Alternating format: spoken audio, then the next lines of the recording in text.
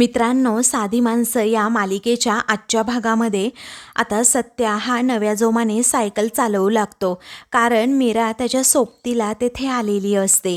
त्याचवेळी अनाउन्स करत असतो आणि सत्याला प्रोत्साहन देत असतो की सत्यादादाला आता अजूनच सायकल चालवायला जरा जास्त जोर आला आहे, कारण त्याचं कुटुंब आता त्याच्या सोबत आहे. आता सत्यादादाने मनात सुद्धा ठरवलं आहे की एकतर श्वास थांबेल, परंतु 5 दिवस मी अजिबात थांबणार नाहीये. आता मंडळी करेंगे या मरेंगे या उद्देशाने सत्यादादा हे सायकल चालवतायत. सत्यादादा तुम आगे बढो, हम तुम्हारे साथ है, असं म्हणून सर्वजण सत्याला सपोर्ट करतात आणि सगळेजण सत्यासाठी टाळ्या वाजवतात, त्याला मोठ्याने चीअरअप करू लागतात. त्याचबरोबर सत्याचा उत्साह आता वाढतच जातो. आपण आता ऑडियन्स कडूनच जाणून घेऊयात की सत्यादादा 5 दिवस स्पर्धेमध्ये टिकतील का, असं आता तो अनाउन्सर म्हणतो आणि प्रेक्षकांमध्ये येऊन उभा राहतो. एका बाबाजवळ जात एका बाबांना विचारतो, काय सत्यादादा टिकेल की नाही 5 दिवस? तेव्हा मला काय माहीत, असं तो म्हणतो. तेव्हा मीराचा चेहरा जरा पडतो, पण सत्या हसत असतो. त्याचवेळी अनाउन्सर म्हणतो, एवढ्या जोशात मी खाली आलोय तुम्हाला प्रश्न विचारण्यासाठी आणि तुम्ही असं म्हणताय की मला काय माहीत म्हणून. त्याचवेळी आता लगेचच पुन्हा एकदा तो विचारतो की बोला ना बाबा, काहीतरी सांगा ना, प्रतिक्रिया कळवा. तेव्हा बाबा म्हणतात की कसं आहे ना, मला नाही वाटत हा 5 दिवस टिकेल म्हणून. तरीही सत्य मात्र आपला बिचारा हसत असतो आणि नव्या जोमाने सायकल चालवू लागतो. त्याचवेळी आता एका मुलीजवळ तो जातो आणि विचारतो, टिकेल की नाही सत्यदादा 5 दिवस या स्पर्धेमध्ये? तेव्हा हो नक्कीच टिकतील, का नाही, असं ती मुलगी म्हणते आणि सत्याला प्रोत्साहन देते. त्यानंतर तो अनाउन्सर आता मीराकडे बघतो आणि म्हणतो, हे तर सत्यदादाच्या घरचे आहेत, आता आपण त्यांनाच विचारूयात. त्यावेळी तो आता मीराकडे जातो आणि विचारतो, काय वाटतं मॅडम तुम्हाला, सत्यदादा 5 दिवस सायकल चालवू शकतील का? तेव्हा ती म्हणते, हो 100% चालवू शकतात, कारण तुम्ही यांना अजून ओळखत नाही आहात. जर एखादं काम हातात घेतलं आणि करण्याचं ठरवलं तर ते 100% पूर्ण करून दाखवतातच, असं मीरा सत्याकडे पाहून म्हणते. तेव्हा अनाउन्सर म्हणतो की असा कॉन्फिडन्स हवा. पुरुषाला जर एखाद्या बाईने प्रोत्साहन दिलं, घरच्यांनी प्रोत्साहन दिलं, तर तो पुरुष अगदी पृथ्वीला सुद्धा प्रदक्षिणा घालू शकतो. मग तो अनाउन्सर पुन्हा विचारतो, काय हो तुम्हाला किती टक्के कॉन्फिडन्स आहे? 100% असेलच ना? मीरा म्हणते, नाही हो, मला तर 1000% कॉन्फिडन्स आहे. तेव्हा तो म्हणतो, बापरे. मग आता तो अनाउन्सर जरा हळूच विचारतो, एवढा कॉन्फिडन्स? पण तुम्ही नक्की आहात कोण? सत्यदादांच्या. तेव्हा मीरा खूप गोड लाजते आणि म्हणते, मी मीरा सत्यजित गायकवाड. तर सत्य अगदी प्रेमानेच तिच्याकडे बघतो. मग आता अनाउन्सर मोठ्यानेच म्हणतो की अरे बापरे, वहिनी आल्यात का? असेल वहिनींची साथ तर आता सत्यदादाची काय बात, असं म्हणून एकावर एक डायलॉग मारत तो सत्या आणि मीरा या दोघांबद्दल सगळ्यांना सांगतो. तेव्हा सत्यासुद्धा सर्वांना सांगतो, माझी धूमकेतू इथे असताना मी अजिबात हरणार नाही, कारण ती माझी ताकद आहे. मी आता 5 दिवस सायकल चालवून दाखवणार म्हणजे दाखवणारच. मग दुसरीकडे आजीने पंकजची चांगली शाळा घेण्याचं काम सुरू केलेलं असतं. आजी म्हणते, मला निरूपा माहीत आहे रे कशी आहे ती, कारण तुलासुद्धा पैशांची गरज कधी कधी असू शकते आणि ती निरूपा काही तुला पैसे देणार नाही, बरोबर ना? तेव्हा तो म्हणतो, हो ना. मग आता सत्याचं वेगळं आहे रे, सत्या काही शाळा शिकला नाही, पण तू तर शाळा शिकलेला आहेस. पण सत्या तर काही कमवत सुद्धा नाही, तुझं वेगळं आहे, तू तर एकदम भारी आहेस आणि तुझा पगार सुद्धा एकदम मोठा असेल की. म्हणजे कसं आहे ना, तू 5,000 घेतलेस तर 10,000 सुद्धा पुन्हा देऊ शकतोस, एवढा तुझा पगार आहे ना. आणि अगदी त्या निरूपाला सोन्याची तशीच्या तशी नथ सुद्धा बनवून देऊ शकतोस, बरोबर ना? तेव्हा तो म्हणतो, ऑफकोर्स, का नाही. जी अजूनच पंकजला हुरळवून देते आणि म्हणते, हे बघ, अरे तूच कशा त्या निरूपाच्या मुलाच्या लायक आहे, बरोबर ना, कारण त्या सत्याला तर काही येत नाही, पण तू कसं निरूपाच्या जास्त जवळ आहे, त्यामुळे निरूपा तुला बबड्या बबड्या करते. पण आता मला एक सांग, ती नथ विकताना सोन्याचा भाव नीट तपासून घेतला ना? दमडीला विकायचा आणि नुकसान करून घ्यायचा. तेव्हा पंकज म्हणतो, आजी छे, अगं मार्केट रेटपेक्षा दुप्पट किमतीला मी विकून आलोय ती नथ.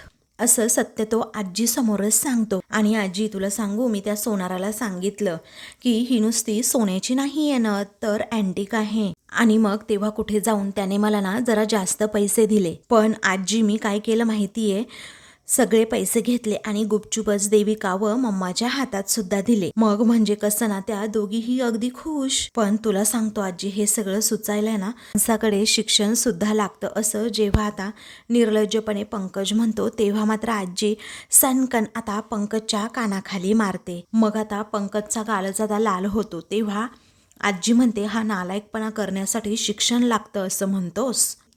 अरे ही शिक्षणाची किंमत केलीस का तू? अरे तो सत्या बघ, थंडी, वारा, ऊन, पाऊस, त्याचबरोबर भूक आणि तहान आणि झोप कशा कशाची पर्वा न करता तिकडे मरतोय आणि काम करतोय, आणि तू हे धंदे करतोस, असं आजी म्हणून संतापतात. तेव्हा तो म्हणतो, पण आजी अगं मी. मग आजी रागातच म्हणतात, गप्पा बस, नाव घेऊ नको माझं, असं म्हणून पुन्हा एक त्याच्या कानाखाली मारतात. अरे आईची नथ गिळून भावावर खापर फोडून बिनधास्त ते गपगुमाने फिरतोस का? अरे जरा सुद्धा लाज वाटलं नाही का तुला? असं म्हणून आजी सणासण पंक्याच्या अजून 4-5 कानाखाली मारतात. तेव्हा बाहेर आता निरूपा असते आणि तिला जरा वेगळाच आवाज येतो. म्हणूनच ती आता लगेचच दरवाजा ठोठावते. आजीला समजतं निरूपा आली आहे म्हणूनच. आजी आता दरवाजा लगेच उघडून बाहेर येते आणि पुन्हा दाराची कडी लावते. निरूपा विचारते, काय हो सासूबाई, तुम्ही पंकजच्या रूममध्ये कशा? तेव्हा माझ्या नातवाबरोबर ना मी गप्पा मारतीये, आजी म्हणते. तेव्हा निरूपा म्हणते, हो का? पुढे आता लगेचच आजी म्हणते, मारू की नको मारू सांग बरं. तेव्हा निरूपा हसतच म्हणते, हो मारा मारा. मग आता आजी म्हणते, हो हो ठीक आहे, हा ठीक आहे. तर आता निरूपाला असं वाटत असतं की गप्पा मारायच्या आहेत. ती म्हणते, हो हा मारते मारते, असं म्हणून आजी आतमध्ये जाते. पुन्हा एकदा दार बंद करून घेते. इकडे पंकज मात्र अजूनही गाल चोळत तसाच उभा राहतो. त्यानंतर निरूपा सुद्धा आता आजी आणि नातू गप्पा मारतायत म्हणून तेथून निघून जाते. इकडे आजी आतमध्ये आल्यानंतर आता पंकजला विचारते, ऐकलं ना निरूपा काय म्हणतीये ते? तेव्हा आजीचा मार खाऊन आता पंकजचा गाल ऑलरेडी लाल झालेला असतो, त्यामुळे तो अजूनच घाबरतो की ही आजी अजून मारते की काय मला. तर दुसरीकडे आता सत्या सायकल चालवत असतो, परंतु अचानक त्याला थकवा जाणवतो. त्याला पुढे सायकलचा पॅन्डलच मारता येत नाही आणि मीरा हे सगळं काही पाहत असते. मीराला समजतं सत्याला आता पाण्याची गरज आहे, म्हणूनच लगेच ती आता पुढे पुढे जाते आणि पाण्याची बॉटल घेत सत्याला पाणी प्यायला देते. तेव्हा सगळेजण आता टाळ्या वाजवतात. मग आता अनाउन्सर म्हणतो, बघा मंडळी, याला म्हणतात प्रेम, याला म्हणतात प्रेम. त्यानंतर आता सत्या हा पाणी पितो आणि सत्याला एकदम फ्रेश वाटतं. त्याचा मूडच चेंज होतो आणि नव्या जोमाने सायकल चालवू लागतो. तेव्हा सत्या विचारतो, मिसेस मीरा सत्यजित गायकवाड, अहो तुम्हाला कसं समजलं की मला आता सध्या पाण्याची गरज आहे? तेव्हा मीरा आता त्याच्याकडे बघतच राहते. तेव्हा मीरा म्हणते, अहो बायकोला नवऱ्याच्या मनातलं सगळं काही कळतं, फक्त कसं असतं ना, नवऱ्यांना काही बायकोच्या मनातलं कधी काही ओळखता येत नाही. तेव्हा सत्या म्हणतो, ओळखायला गेलो आणि माझ्याच काही अंगाशी आलं तर? नको नको, मला काही आता कोणत्याही गोष्टी अंगलट नकोच आहेत. आणि मी तर म्हणतो, बायकांपेक्षा ना बायकोचाच काही भरोसा नसतो आणि बायकोपेक्षा सख्या बायकोचा तर नसतोच नसतो. असं जेव्हा सत्या म्हणतो सर्वांसमोर, तेव्हा मीरा सुद्धा कोणाचा विचार न करता म्हणते, 1 मिनिट, अहो सख्खी बायको म्हणजे नक्की काय म्हणायचंय तुम्हाला?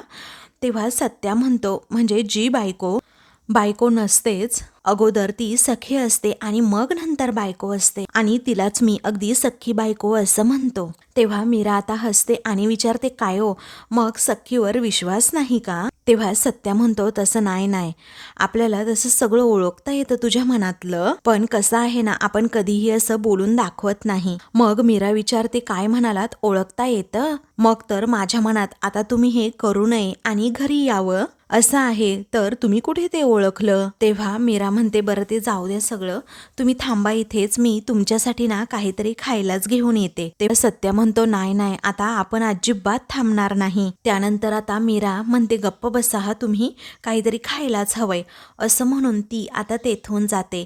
सत्या तिच्याकडे बघतच राहतो आणि मनात विचार करतो, ए धूमकेतू, आता तू माझ्या मनाला लागन असं बोलशील आणि मग मला त्याचा ना खूप म्हणजे खूप त्रास होईल. पण एकदा का मी हे 5 दिवस पूर्ण केले, मग त्यानंतर तुझ्या मनाला लागेल ना असं तुला कोणीही म्हणजे कोणीही बोलू शकणारच नाही.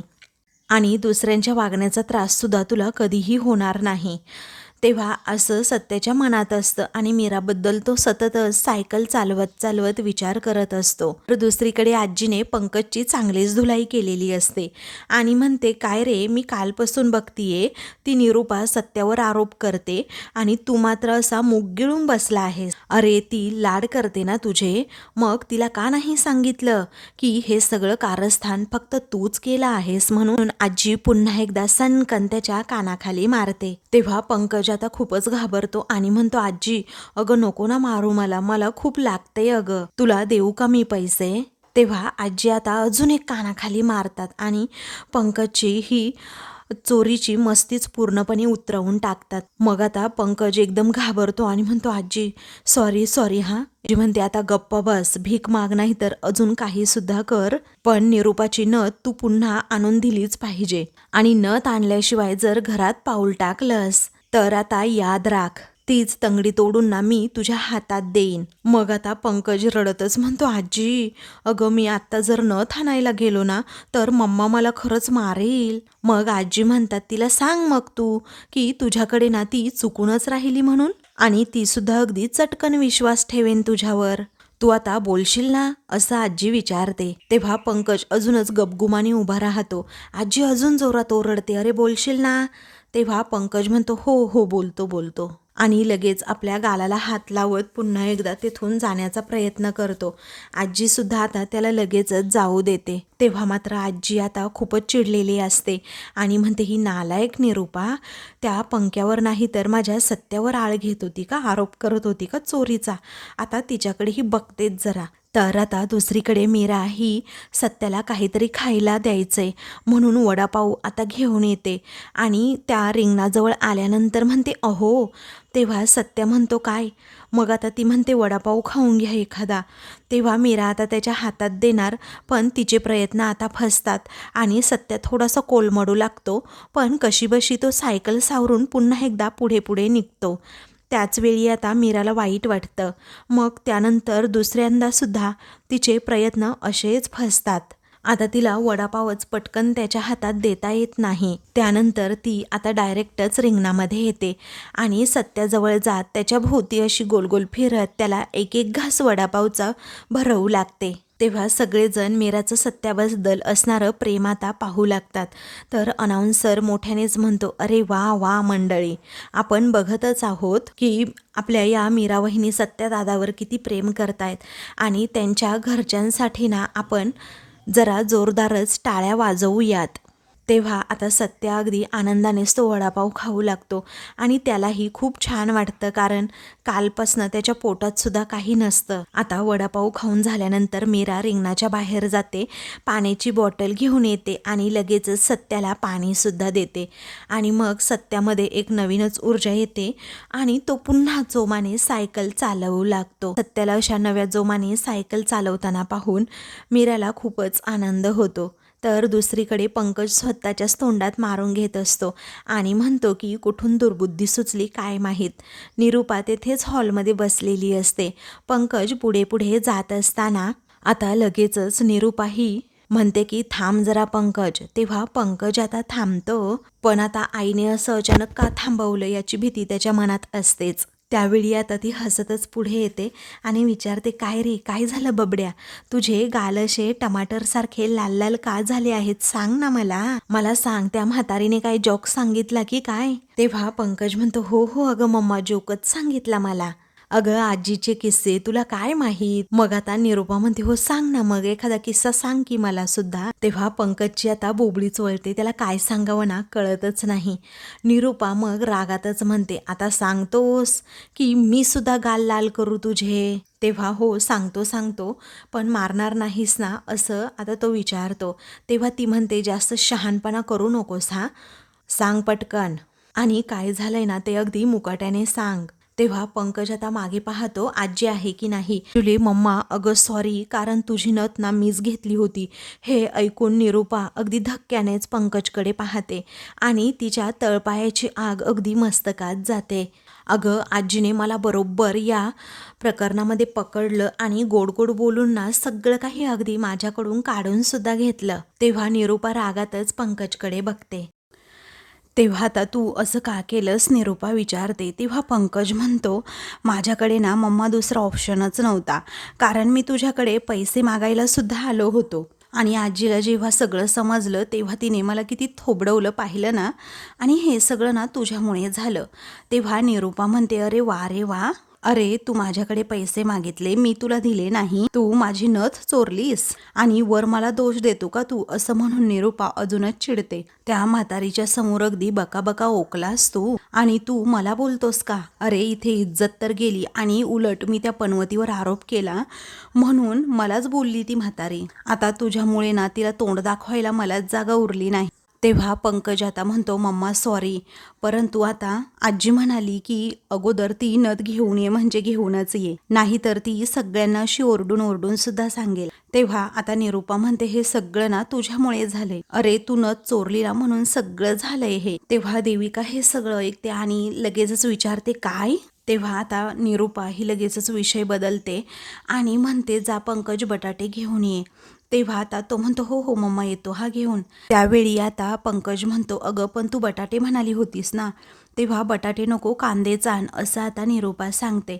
देविका पुढे येते आणि विचारते, काय, अरे काय चाललंय तुमचं, कांदे बटाटे वगैरे, आणि मला कधी काही सांगत सुद्धा नाही तुम्ही. आता हे कांदे बटाटे मधूनच कुठनं आले, आणि पंकज कधीपासनं हे सगळं आणायला लागला. अरे एक मिनिट, ही तुमची कोड लँग्वेज तर नाही ना, आणि असं असेल ना तर मला सुद्धा सांगायचं हा. तेव्हा पंकज आता हसतो आणि म्हणतो, एक्झॅक्टली. तेव्हा तो हसूनच म्हणतो, कोड लँग्वेजच आहे ही. म्हणजे तू आता आलीस की नाही, तर मम्मा मला काय म्हणाली, बटाटे घेऊन ये, म्हणजेच मला काय म्हणायचंय तर चहा, आणि मी काय म्हणालो कांदे तर कॉफी, यालाच म्हणतात कोड लँग्वेज. मग आता निरूपा म्हणते की तू नंतर एक काम कर, पंकजकडनं आमची कोड लँग्वेज शिकवून घे हा.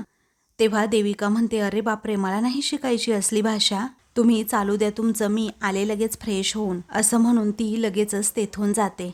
त्यानंतर देविका जेव्हा तेथून जाते ना, तेव्हा निरूपा पंकजचा हात पकडते आणि लगेचच त्याला रूममध्ये घेऊन जाते आणि म्हणते, हे ना शेवटचं आहे आता. मग आता पंकज निरूपाकडे बघतो आणि म्हणतो, सुटलो बाबा एकटा, कारण आता नथ आणण्यासाठी ना पुन्हा एकदा भीक मागावी लागली असती. मग त्यानंतर आता त्याच्या हातावर पैसे ती टेकवते आणि म्हणते की हे घे आणि लगेचच नथ सुद्धा सोडवून आण. परत असं केलं ना तर याद राख, कांद्या बटाट्याच्या पोटीत घालेन आणि तुडवीन तुला. आता निघ पाहू, असं म्हणून निरूपा त्याला जायला सांगते. निर्लज्जपणे पंकज सुद्धा ते पैसे घेतो आणि लगेचच तेथून जातो. इकडे सत्या हा सायकल चालवत असतो, पण अचानक आता खूपच ऊन पडतं आणि त्याला घाम येऊ लागतो.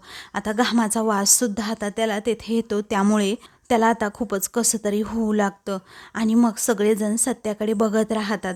सत्याचा कॉन्फिडन्स जरा लूज होत चाललेला असतो. मग आता घामामुळे त्याला खरं तर काही सुचत नसतं. तेव्हा आता मीरा हे पाहते आणि लगेचच तेथे असणारा पेपर घेऊन येते आणि सत्याला असा वारा घालू लागते. तेव्हा सत्याला आता खूपच छान वाटतं. मग त्यानंतर सत्या म्हणतो, ए धूमकेतू, तू हे काय करतेस, अगं जा ना तू घरी, इथे कशाला उगीच माझ्याबरोबर थांबली, तू घरी जा आणि आराम कर, कारण मी इथे आता स्पर्धेमध्ये भाग घेतलाय ना, म्हटल्यानंतर मला इथेच थांबावं लागेल आता 4-5 दिवस, समजलं, असं म्हणून आता तो तिला फोर्स करत असतो की जा तू घरी, जा तू घरी. पण मीरा ना काही जातच नसते. ती आता फक्त हसते आणि म्हणते की मी नाही जाऊ शकत घरी, आणि जायचंच असेल ना तर तुम्ही सुद्धा माझ्या सोबत चला, म्हणजे मी तुमच्याबरोबर येते, मग आपण जोडीनेच घरी जाऊयात. सत्य म्हणतो, अजिबात नाही, एकदा सांगितलं ना, नाही म्हणजे नाही, कारण हे काम पूर्ण झाल्याशिवाय ना आता मी कुठेही जाणार नाही. तेव्हा मीरा म्हणते, असं आहे का, बरं ठीक आहे, मग जिकडे तुम्ही ना तिथे मी. आता तुम्ही इथे अजून 3 दिवस राहणार ना, मी सुद्धा आता इथे 3 दिवस राहणार म्हणजे राहणारच, असं ती आता सत्याला म्हणते आणि त्याच्या सत्यासोबतच राहण्याचा निर्णय घेते. तर आता मित्रांनो, पुढील भागामध्ये सत्याचा हात सायकल चालवून खूपच ताटकळलेला असतो. तेव्हा मीरा आता त्या रिंगणामध्ये जाते आणि सत्याचा हात जरा चेपू लागते, जेणेकरून सत्याला जरा रिलॅक्स वाटेल. आणि मग सत्याचे पाय सुद्धा ती आता चेपत असते आणि आलेला घाम सुद्धा व्यवस्थित स्वच्छ असा पुसते. मग सत्याला बरं वाटतं. त्यानंतर तो आता लगेचच हात पुढे करतो, तर मीरा त्याच्या हातामध्ये आता हात ठेवते. तर दुसरीकडे आता देविका ही घरातील सर्वांना जाब विचारते की तुम्ही सगळेजण माझ्या नवऱ्याला असं का बोलताय, कारण तो का करेल असं. तेव्हा रिया म्हणते, देविका तुला कळत नाहीये का, अगं त्याच्याकडे नथ सापडलीये. तेव्हा देविका रागवूनच म्हणते, हो सापडली असेल ना कुठेतरी पडलेली त्याला. मग आता पंकज लगेचच देविकाकडे जातो आणि म्हणतो, अगं जाऊ दे ना, यांच्या कुठं नादी लागतेस आणि त्यांचं कुठं ऐकते. तेव्हा देविका म्हणते, नाही तू गप्प बस, इथले हिशोब ना मला आता इथेच पूर्ण करायचे आहेत. तेव्हा आजी चिडूनच म्हणतात, पंकज अरे आता तर तुझ्या बायकोला कळूच दे नक्की काय विषय आहे ते. आता आजीनेच असं म्हटल्यामुळे सगळेजण आजीकडे बघत राहतात. अशाच मालिकेंचे पुढील भाग पाहण्यासाठी चॅनलला सबस्क्राईब करा.